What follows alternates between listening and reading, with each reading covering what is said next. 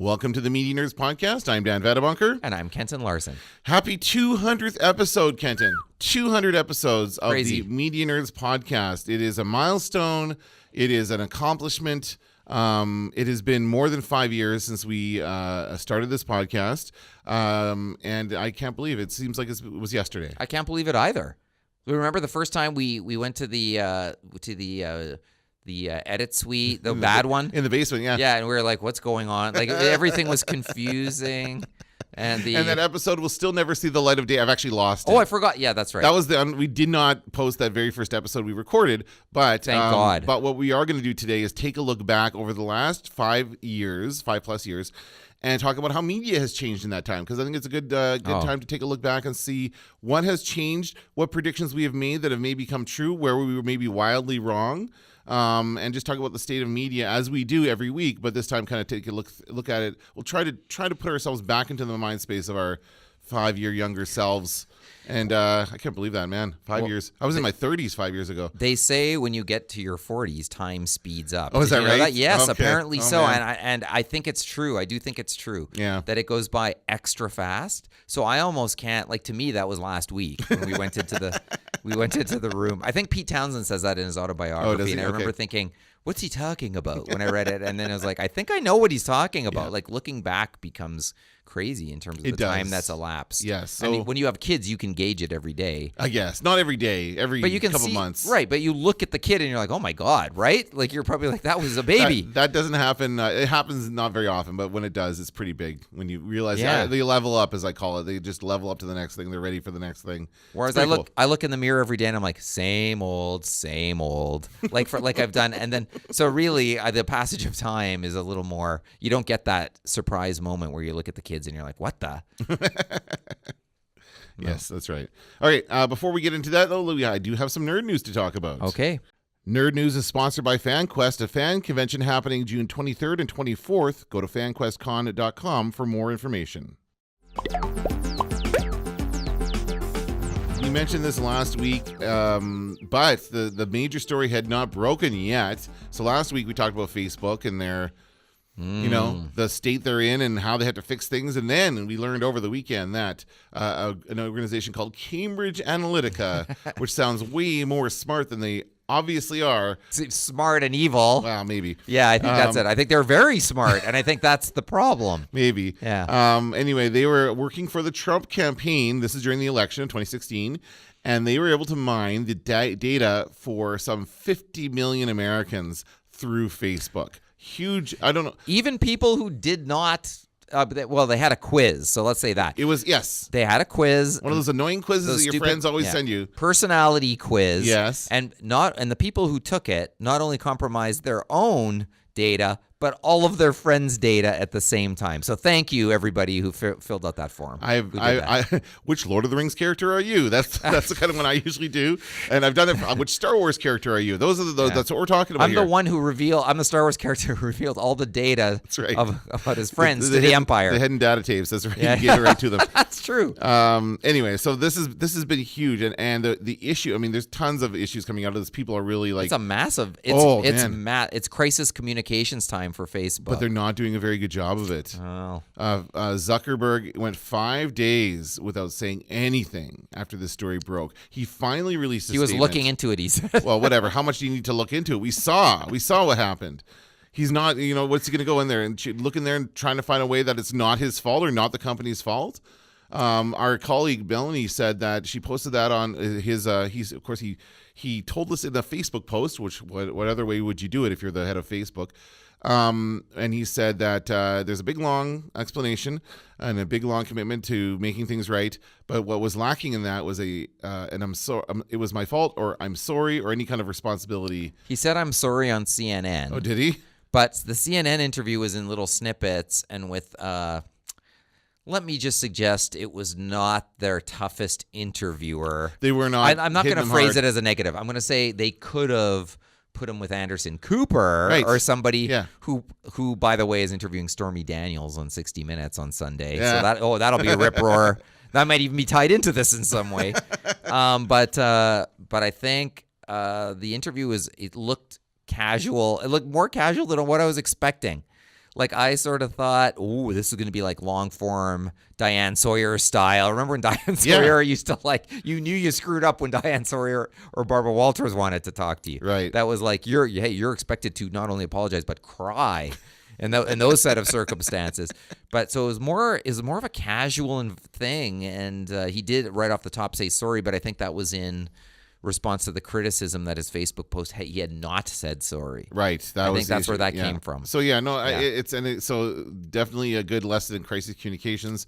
And I'm sure that you will be talking to your class. Have you talked to your class about this? No, but when PR and crisis communications will talk about it, but in advertising, like, one of the things that I'm going to suggest is going on here, but it wouldn't help Mark Zuckerberg to say this, but as somebody who is used, and you've used their platform for advertising, yes. Where I've used it for advertising before. I show it to the students. They looked at it a couple months ago, and let me suggest that a lot of the outrage directed at Facebook right now, yes, the Cambridge Analytica stuff is new, and the way they scraped data, I think that's what they're calling it, scraping data. Mm-hmm. That was maybe not new for big organizations, but new for me to hear about that.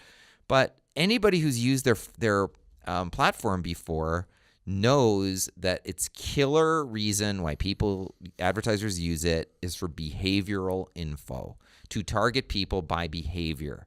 And people are just discovering that they're being targeted based on their online behavior, and it's freaking them out. But but it's been true for years. It's been yes, that's true. Like it's nothing. And even when we did it in class, I said we're going to do what the Russians did. So I set it up. I go, we're going to go on there. We're going to see how you can get your ads placed there. And you can see, I remember Trump said $100,000. That's nothing. Like, apparently the Russians spent $100,000. Yeah. And that's where you realize actually it's a giant ad budget. See what you can do for $25 and then yeah, exactly. Yeah. Although how this is going to have a major impact probably on the way people buy ads on Facebook. So last week you said that you thought Facebook would adapt to this. Now, this is before the Cambridge thing broke. Do you think Facebook is still going to be able to adapt and survive this? Supply and demand. We're not going to sell as many ads, we assure you. But the ones we do sell will be very pricey. I don't mind that idea. That might happen. But do you think that people are going to be so pissed off at Facebook and so disenfranchised with it that they're going to drop? Like, I keep seeing people say delete Facebook. I keep seeing this come up. They're tweeting it usually on Twitter, but a lot of people are kind of stepping out and saying that this is it. This is the stone. Was it stone that broke the camel's back? Is that straw? Straw, whatever. Yeah. Stone, whatever. This is the app. This is the camel that couldn't get through the eye of the needle. That's right. Exactly. But a lot of people are saying that they're done. This is it, and Facebook is out of off their phone. I'm not there yet. I always knew they mined my information. I didn't care about it. When you work in advertising, you can't leave there. That's the problem. Like they have you, they have me. But what about regular people who don't work in advertising?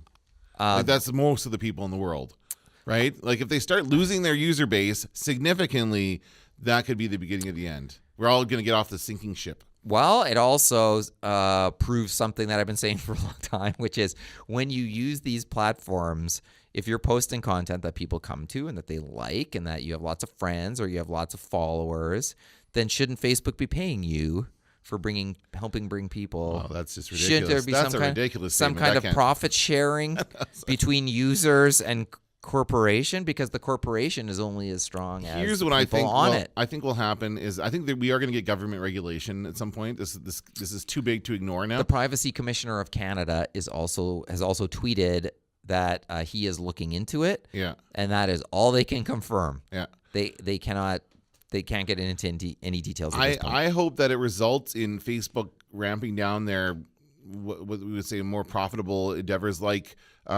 choking off the algorithm. I hope they open it up so that we see more organic content as opposed to stuff that's being pushed to us through boosted posts. I hope that's what they do. They kind of bring it back a little bit to the Facebook of like 5 years ago. I would like to see that. And then that would make me, now I don't know about trusting Facebook more, because I always knew they had my information. I don't care.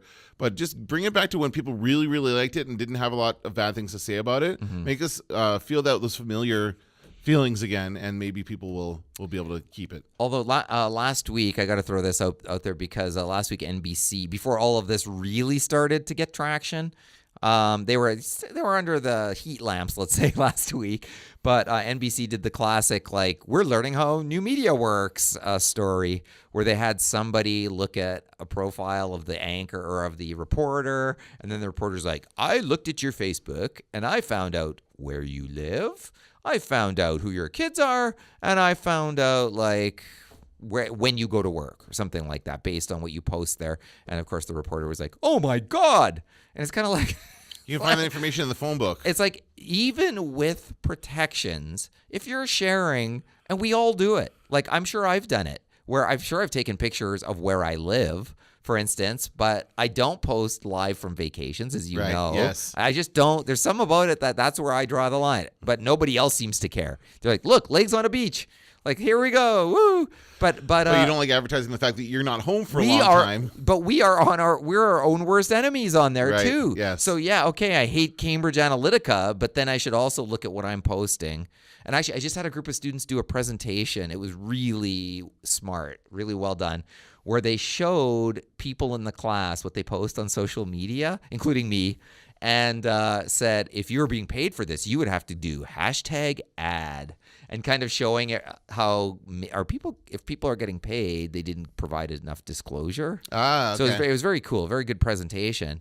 But there's that, the element that we don't even know if what we're seeing is an ad, and it still happens, and we post it ourselves. Like yesterday, I posted the menu from the Roost, and it said, "Look at the hand-drawn menu," but I was kind of promoting the Roost at the same time. Now I am again on our podcast, but I was unpaid, by the way.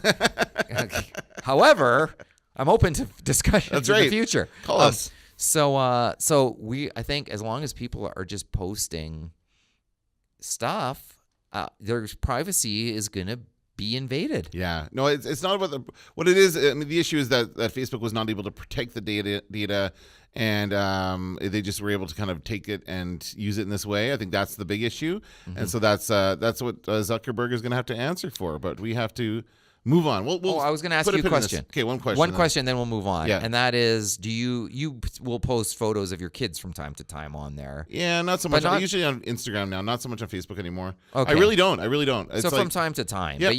but you think about it, right? Like you think about what I do, and the thing that, I mean, this is a kind of I guess a parenting 101 thing for anybody with kids these days, is you take off the location services thing on your phone, because otherwise it geotags the photo. It actually will, and if you're posting on, there are ways to find out where that photo was taken. So that's where people can find your address. Gotcha. If you don't mask that, but it's pretty easy to do that, and you can just.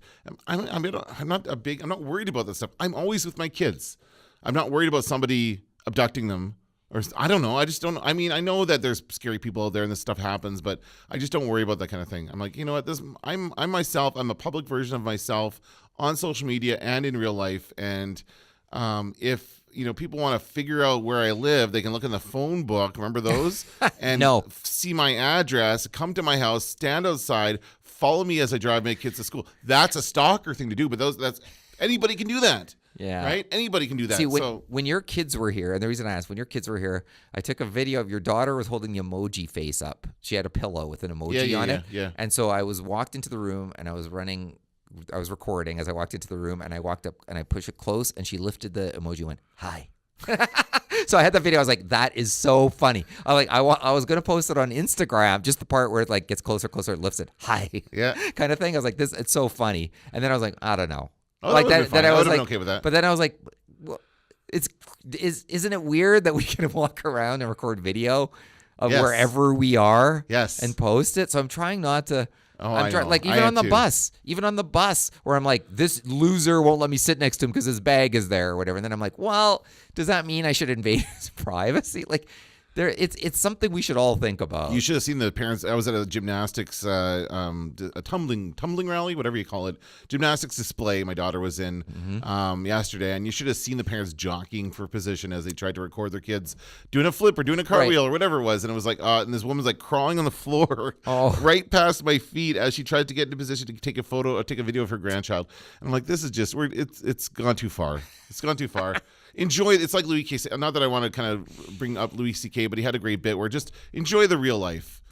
It's in clear definition when you just look at it with your eyes and don't worry about the phone. Norm Macdonald has that great joke where he's like, my grandfather had one photo taken of him, and he's super angry.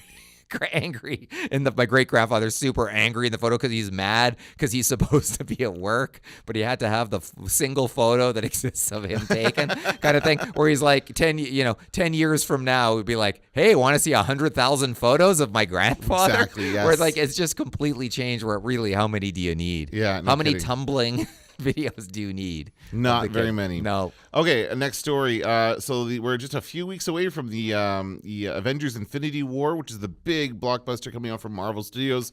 The marketing is starting to ramp up. I'm noticing more and more. Although this week it seems to be Ready Player One is the big one that I'm seeing on ad breaks a lot on TV. But anyway, this has to do with Infinity War. They have tagged this as the quote most ambitious crossover event in history. That is what Marvel described this film as. And the internet immediately took them to task and said, you know what? Nope, you can't claim that. And so there was it just spawned just a huge wave of jokes, memes and jokes that are hilarious. Yeah, they are. And so if you look up I don't know what the hashtag is, there is a hashtag that goes with it, but people are like, Marvel Infinity War is the most ambitious crossover event in history. Me, and then they tweet out a photo of Rachel and Chandler from Friends on the cover of the Windows 95 video guide. And then there's one for when the Ninja Turtles met the Power Rangers, which was another crossover. There was one where Magnum PI met Jessica Fletcher. That's amazing. I didn't know that happened.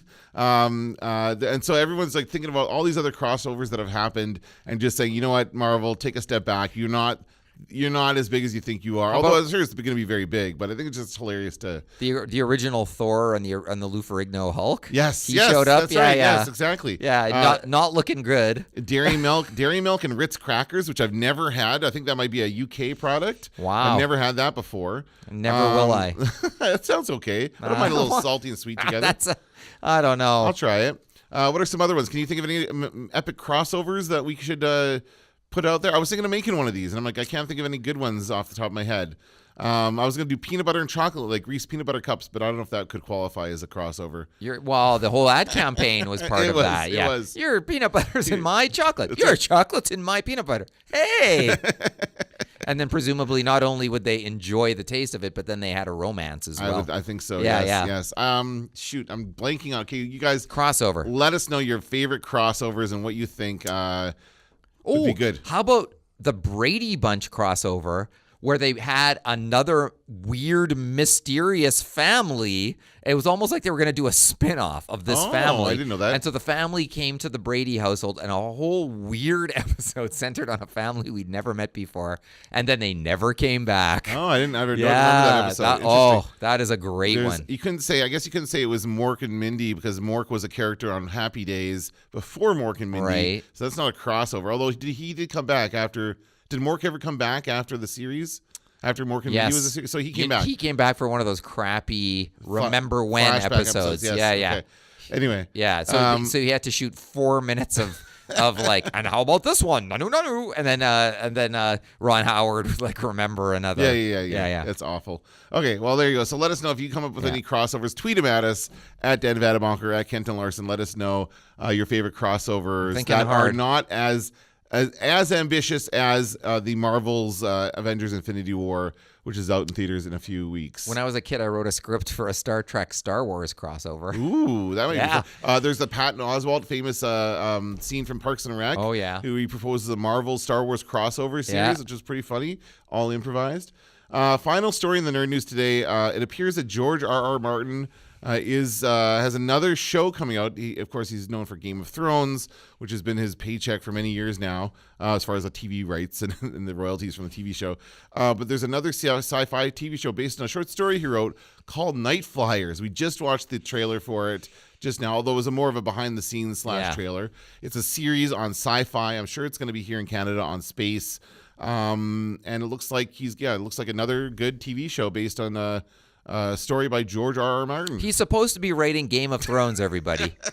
Like, I don't think that's happening. At the beginning of the video, it says "from the mind of." I was saying, and that's how you know Yeah, like forget it. What does that mean? What does it mean? It means he's going to be collecting more money because he thought of something. And even when he's describing it, not that I mean, it looks okay. I'm not going to criticize it before seeing it, but he's describing it as it's Psycho in space. It's a horror movie in a spaceship. I'm like, we've seen that before. It's Psycho in space. Now pay me. Yes. Is what he should have said. Now pay me. From my mind. I can think of half a dozen movies or TV shows that have taken that same idea. I mean, Alien was the original horror film in space, right? That is like Psycho in space. Well, it's an alien. It's a monster in space. But still, there's many films in which somebody gets even like 2001 is kind of like that, where the computer goes insane. Right. That's even further back.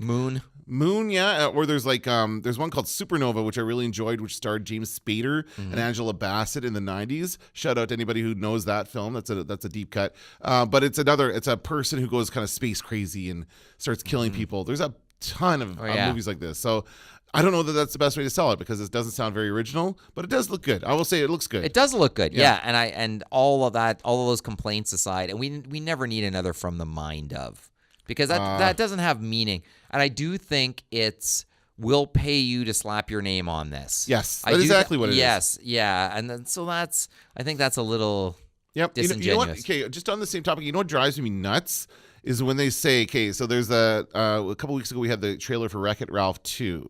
And then it says, from the producers of Frozen and Zootopia. And I'm thinking, what about from the producers of Wreck-It Ralph? Because it's the same studio. It's like, can you not say this is from the producers of the first Wreck-It Ralph? Yeah, like, the original team is back. They don't want to say that. They don't want to say it's the same people bringing you another movie for some reason, because that's, I guess, I don't know, less appealing to people. I'm like, it's from the people who made Wreck-It Ralph. Do you say that? Because it's going to be good, just like the first one was. Yeah. That's what I would think. Anyway. All right, that's going to do it for the Nerd News this week. We're going to take a quick break and come back with a discussion about the last 5 or so years in media. What's changed since we started this podcast in 2012 on the Media Nerds podcast.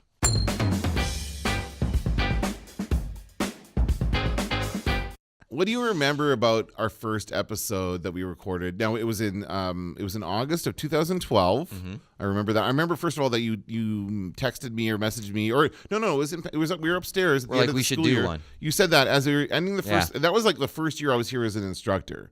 2011, 2012 was my first year here as an instructor. And you said we should do a podcast. And therefore my only friend on staff at that time. Now I have none. That's right. You've driven even me away. I only stick around for the money and fame on this podcast. Let's just say the jokes aren't appreciated. So and so we did. So over the summer we kind of tossed some ideas back and forth through text and stuff like that, and we settled on Media Nerds as a name, and you wrote the lovely theme song, and then we came together and recorded. We did record in the basement. I don't remember why we didn't use the radio station. I think it was probably being used at the time. I think they were shooting the Don Cherry movie. Oh, that's what it was. Oh my God! They shot the Don Cherry movie here, and they shot some scenes in this. Like, it was a radio station in that film. All right, so then we get together, we talk. What do you remember about what we talked about on that first episode? It's more like, my memory of it is more like when in the Howard Stern movie, when he does it, where he does an impression of himself early in his career. Yes. It was like, top of the hour, a traffic report, or whatever. Like, I sort of remember that. Right. I sort of remember kind of going, because you don't have the rhythm of it yet. Yes.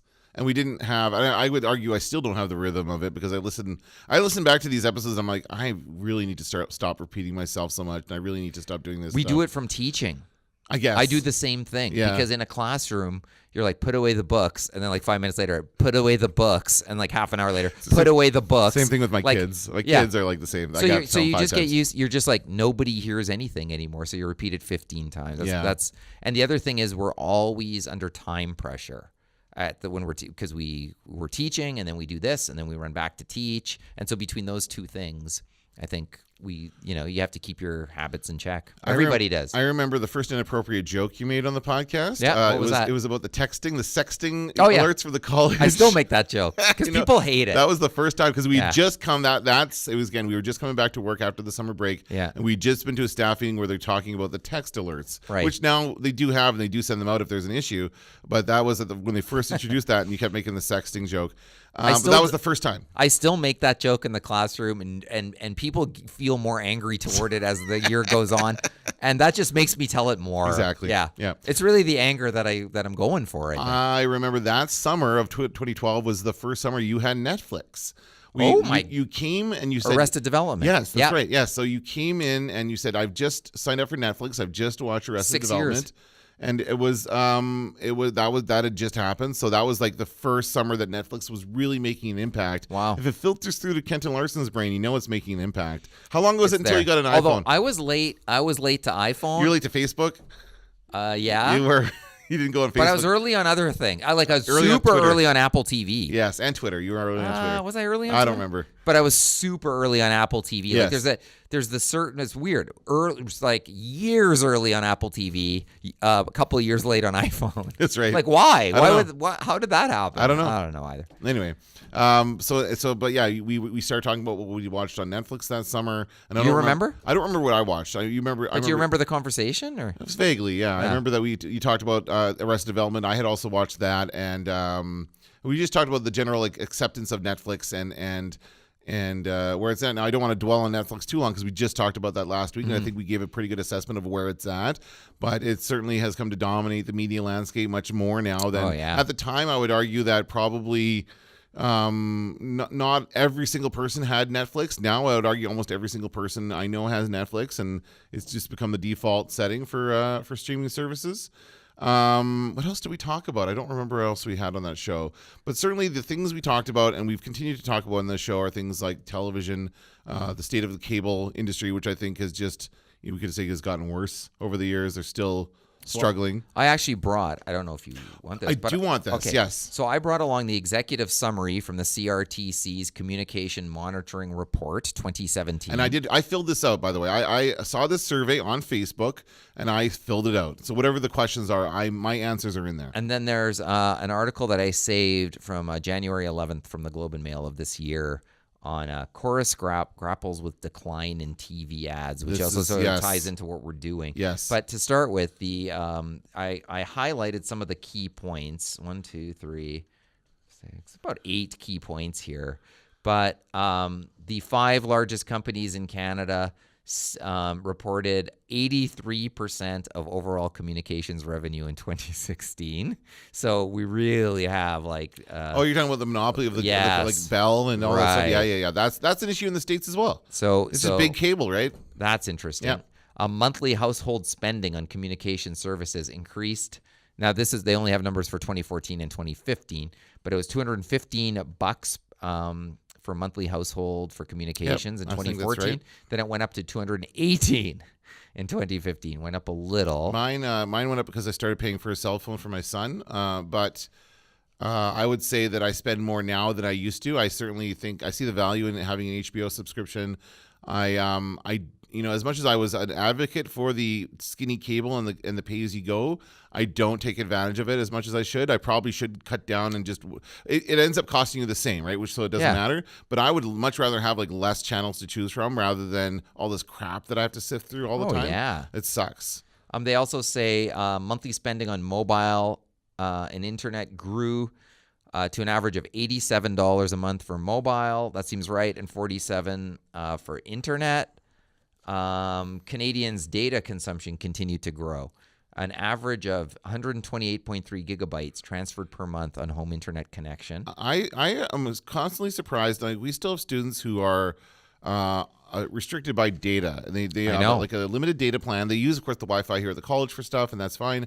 But they're like, I can't stream stuff because I have limited data. I'm like, I can't believe that just not become ubiquitous where everybody gets unlimited data. Why? It's ridiculous. They're still just trying to gouge us for as much as possible. Over the winter break, I got a text from Rogers saying you're about to go over your data, and I was like, I'd never gotten one before, and I was like, kind of, what's going on here? How come? Why am I getting this? And I was like, I'll just ignore it. Clearly, this must be a mistake. Yes. And then they sent me another one and said, this is your last chance to get extra data for this amount of money, and I was like, this is absurd. I refuse. And then the next day I went over the data and it continues to work. But then it's like, and then I was like, okay, I'll pay for the stupid charge. They're like, you're too late. You cannot pay for this extra charge. And so, which is Rogers speak for now, we're going to really charge you, which is what they did. I can't remember how much it was. It's ridiculous. Yeah, so dumb. I now I get, because I am on what they call the whole internet whatever program, which means that I pay one fee for home internet and my cell phone internet, like data from and basically they kind of group it all together. But what they say is that once I reach a certain amount of data, it slows down. That's how they manage it with me. So when I get hit, and it's every month at the end of the month, all of our internet slows down. Everyone's phone, and I don't know what was better. I kind of liked it the other way, where if my internet at home was slow, I can always go on my phone and get it faster through the LTE. Yeah. I just don't know. I don't know. I like the idea of paying one flat rate for data. That's the way it should be. Yeah. But even the slowing down is kind of bullshit to me. Yeah.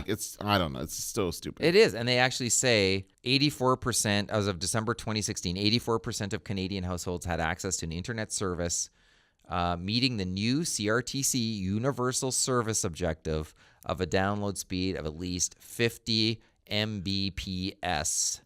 And overall, 11% of households subscribed. Unlimited data. Sorry, this is about unlimited data. Overall, 11% of households subscribed in Canada to unlimited data in 2016. How much? Sorry, what was that? 11%. That seems low to me. That seems low. But that's 2016. Maybe it's because they don't Things are moving fast, exactly, right? Yeah.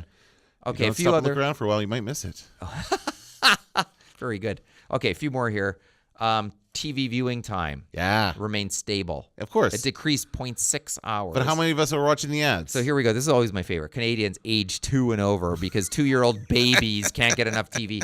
They watched on average, you just position them in front of the TV and they're like, ugh. That's right, exactly. If they don't fall over, they're considered a viewer. Parenting 101. So on average, Canadians watch 26.6 hours of TV per week. And then... prior to that, it was 27.2 hours, so it's gone down a bit. And prior to that, it was 28.2. Okay. So going down slightly. But here's what I noticed. I don't, because my kids did not fill out this form. No. Right? And I don't know, who's going to get their kids to fill out the survey. Maybe it's parents filling it out on behalf of their kids. But my issue is I've absolutely noticed a behavior change in the last 5 years for my kids.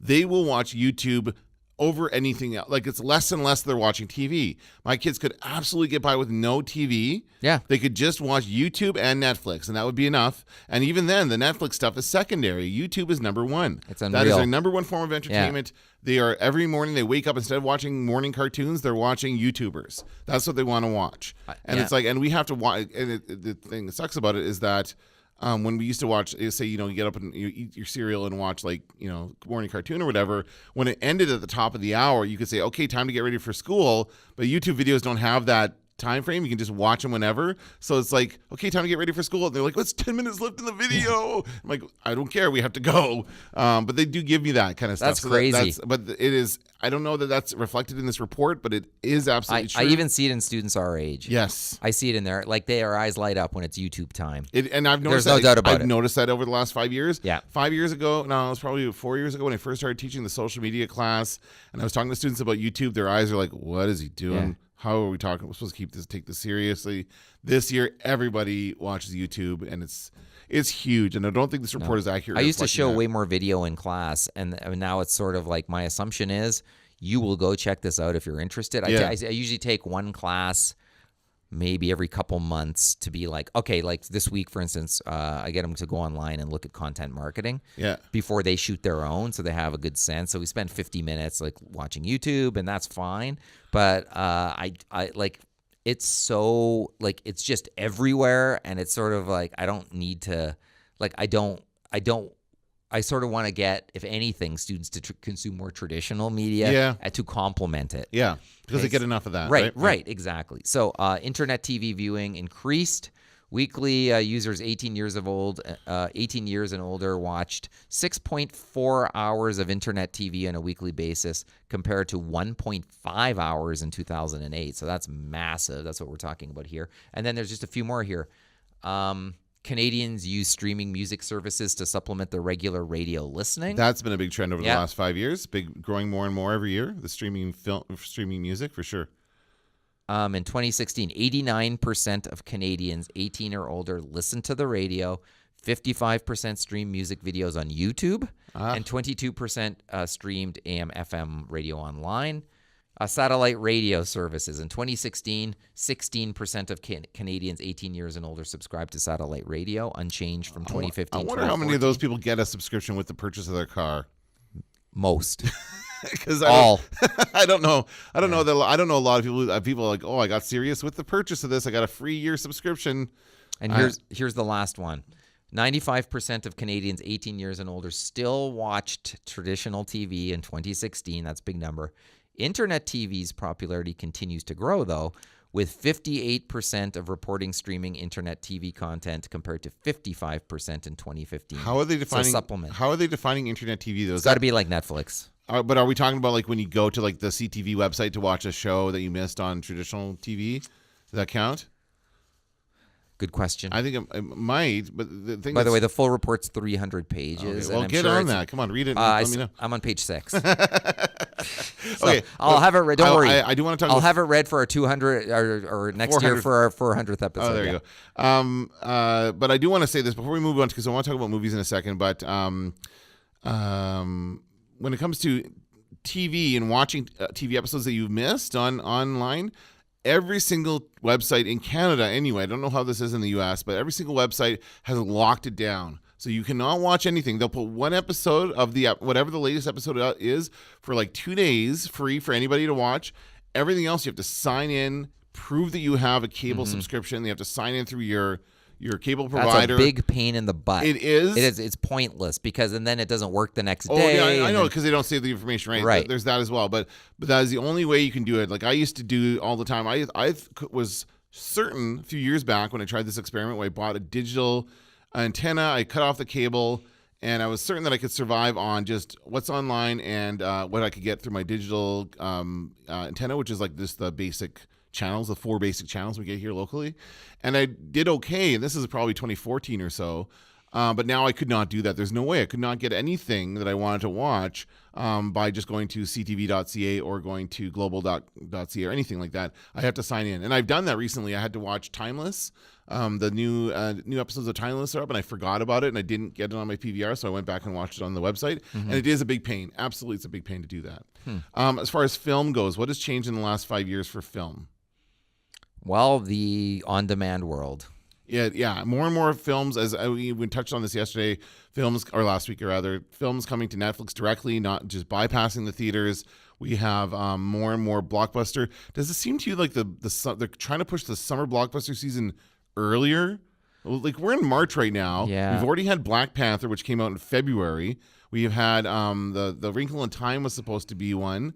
The Tomb Raider movie came out last week. That was supposed to be a big blockbuster, but it flopped. Do you remember when George Lucas and Steven Spielberg predicted? They were at that conference or whatever, and they predicted that they predicted that big movies will cost more, but people will go see those in the theater, and the other ones they won't. Yeah, and that's playing itself out. I think so, but the price isn't going up necessarily yet. But I just think they're trying to push more and more of these movies, which traditionally make more money in the summer months, the summer blockbusters, but they're just trying to start it up earlier. We have Ready Player One coming out next week. We have, again, in a few weeks, the Marvel Infinity War. Han Solo, Deadpool 2, and then it's just going to start the ball rolling. But these films are not necessarily making money. Tomb Raider was a flop. Tomb Raider only made like $23 million in the U.S., and it's nothing compared to its like $100 million budget. Yeah. So, and that's the other thing that annoys me about films, that we're even more now than we were 5 years ago. So focused on this first weekend. If it doesn't make money in this first weekend, it's considered a flop, and nobody cares about it. And it's like, you have to give these movies more time. Yeah. Right? Like they're completely discounting video release. Well, not to mention gone are the, like, whatever happened to the independent Canadian flick that had a week at Grand Park. Yeah, no kidding. Well, they're gone. It was the one with your friend there. Sean. What was Sean Garrity. His last, Aurora, was that his last one? Borealis. Borealis. Yeah. That ran at Grant Park. Right, but it runs because he makes it run. Right. Because he goes down there and he's like, "Don't worry, I'll fill the theaters." Like and they will. They will still do that. Like, well, that shows that can work. If we we should keep doing that. Well, there used to be art house cinemas, like Cinematheque, I suppose, is the Winnipeg version. Yeah. But even the guy who runs it says like it's very hard to predict. Like he doesn't know when he books the film whether it's going to be on demand or not at the same time. Yeah. By the time he gets it, and so he'll get it, and if it's on demand, then he just doesn't. It doesn't make as much money, obviously. Yes. So yeah, there is that as too. well. It's very tough for theaters out there, and I'm, I think we did an episode I don't know how many years ago this was, where we told the theater industry what they should be doing, and one of my recommendations is shut down for the week. Yeah. You only need to be open Friday, Saturday, Sunday. Why even bother being open on Tuesdays? You know what I mean? Nobody goes. Yeah, exactly. So that's what they should do, and they're not. Or have your cheap day. Still have your cheap day. Or make it a luxurious experience and ramp up the price, and so you get to drink a beer and eat a hamburger. And well, there's all that too, but that seems.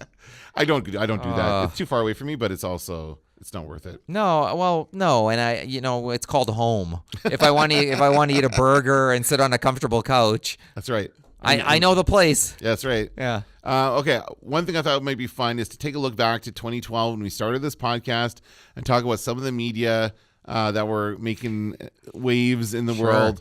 And also something else I actually noticed here. So this is from the website called The Week, and it's 13 biggest pop culture moments of 2012.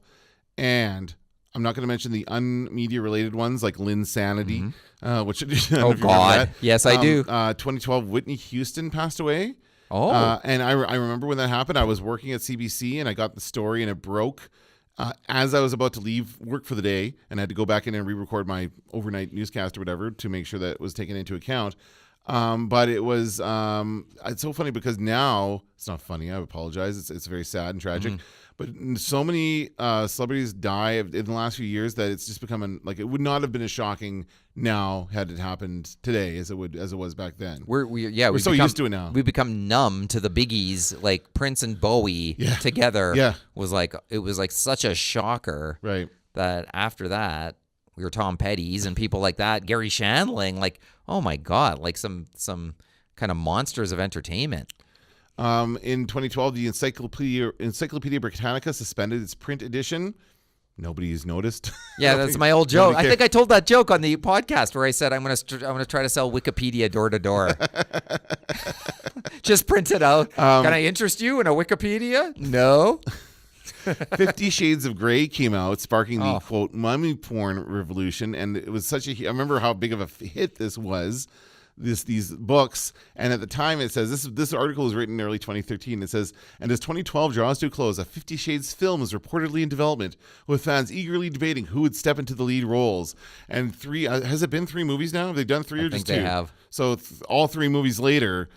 No, they're not very good. Which means 3 times I've said I'm not going to see that. Exactly, but it's like that brand of 50 Shades of Grey has gone to being the best-selling book series to the completely failing film series. Even the people who go see those films know they're not very good. Yeah. They're like, well, here we go, kind of thing. They're going because they're fans of the book, and that's it. It's like when I watched the last Jurassic Park. You didn't like it either. I hated it. Yeah, it was the same thing. It's like, well, there's dinosaurs, and there's a brand I recognize, and I'm probably not going to enjoy it, but here goes. Yeah.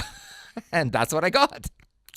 I thought it was. I was surprised by Jurassic World. I thought I was going to enjoy it, and I did. They made it look like a great, incredible reboot, and it was just the same old dunces running away from dinosaurs in high heels that we'd seen 500 million times Dinosaurs before. Are wearing high heels? Yeah. Okay.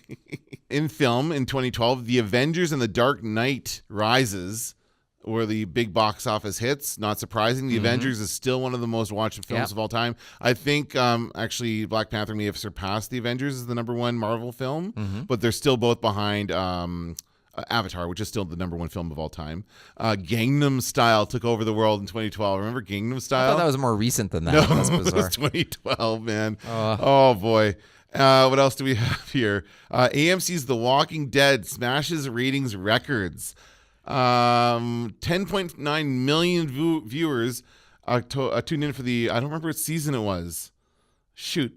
Must have been.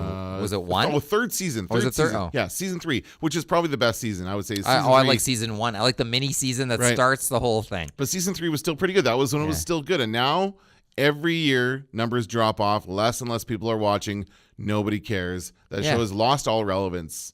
To me, anyway. As I say, until they leave Georgia. Sorry, Georgia Film Bureau or whatever. But until they get out of there, it's just going to be the same scenery. It's just not going to change. And the last epic media moment that happened in 2012, something we were both very invested in, Disney buys Lucasfilm and prepares Star Wars Episode 7, which was The Phantom Menace, for its for Force Awakens. Oh, sorry. Yeah. Oh, my God. That's bad. For a second, I was like, wait a second. Did I screw that? You know why? Because this was written before they named it. It says Star Wars Episode 7. And it says 2014 release, and it didn't come out till 2015, so that's weird. But I guess that wasn't when they initially wanted to do it. They pushed it back, right? So anyway, that was the moment when everything changed for Star Wars, and now we have all this embarrassment of riches as far as Star I remember Wars telling the class, and there was like sort of indifference. There was a lot of indifference, and I remember there was a student going, "Clone Wars is pretty good, the cartoon," and I said, "No, it's not." I remember that. And he was like, "No, seriously, you should watch it." And now we have legions of Star Wars fans in our classes every year. Yeah, that's right. It's more and more. Yeah. It's become a big deal. So those are some of the things that were happening in 2012. We'll take a look again when we get to another 5 years, and we're doing this 5 years from now. So a big happy anniversary. Happy anniversary, Kenton, for sure. Let's end off with some quick recommendations for the listeners before we sign off our 200th episode. All right, I'm going to Netflix. It's been a while. Oh man. And I'm going to go. There's a documentary on Flint, Michigan, called Flint. I do want to watch this. Yes, and so about 4 episodes in, and I saw a review somewhere that said you think it's all going to be about the water, and it's not. That's like just the tip of the iceberg for problems in Flint, Michigan. Really? And you watch it, and what they do, they humanize the police force, at least in the first episodes they do, and it's really interesting. I have found lots to like about it and lots to despair about it. Okay, but it's well worth it. I thought it was a movie when I started watching it, and I was surprised when it was like episode 2. How many episodes are there? I think 6 or 8. Okay. I think it was 6. Are they 2-hour episodes? No, they're fast. But when I didn't see the time when I started it, and I assumed that what I was going to see is like an hour and a half documentary, but no, it's over the course of however many episodes. Okay, but highly recommended. I will definitely check that out. I'm going to recommend an app, a game that I've been playing on my phone for the last few weeks. You know that it takes a lot for an iOS game to really engage me and keep me playing. Most of them I just kind of try and delete. But this, as we approach the premiere of Season 2 of Westworld, there is a Westworld iOS game that I'm really, really enjoying. And it's pretty funny because it's a very cartoonized, safe version of what happens on the show. So you are like Anthony Hopkins' character. You are not really, but you are like you're running the show. You're running the park. It's kind of like a simulator type of a thing, and you have all these hosts that you send out to engage with your guests, being the people who come to the park. And some of them want love. They have a little heart icon for love. Some of them want money. Some of them want to gamble. Some of them want some violence. So like all these different icons, and they show their desires, and you have to match them up with the host that can best meet their desires. And then you just kind of build from there. You can build more structures and more places where the guests can go. And obviously there's no end to this because it would just keep going on. But I'm enjoying it. I really enjoy it. And I think the whole idea is just to get me geared up for the Season 2, which I am very excited about as well. I will give it a whirl. It's fun. It's been a while since I played a game on my phone. Westworld, you can find it on the App Store, and it's a lot of fun. Do you pay for it? No, it's free. Okay, even better. Obviously, there's freemium things you can pay for more stuff, but I haven't had to pay for anything yet. Perfect. And it's great. All right, that's going to do it for this episode of the Media Nerds Podcast. Go to MediaNerdsPodcast.com for our full podcast, blog, and social media channels.